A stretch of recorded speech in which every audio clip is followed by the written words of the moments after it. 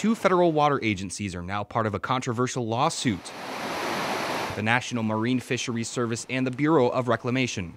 They're about developing these water resources so that people can use them.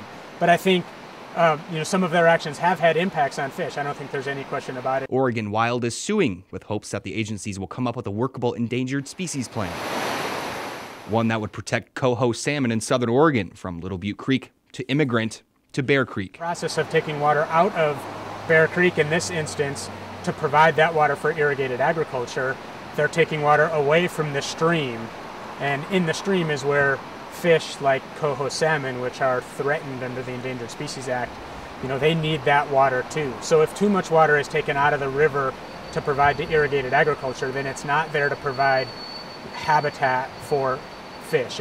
The controversy comes from an environmental assessment that has been promised but never done. Brian Barr with the Geos Institute in Ashland points out what are called diversions. This dam is one of the structures that the Bureau of Reclamation uses to help provide water to the Talent Irrigation District in this particular case. Diversions allow the feds to control water flows for things like irrigation, but they don't necessarily support and sustain fish spawning habitats. So, fish waters tend to work pretty well for adult fish on small structures like this. They don't work as well for young fish.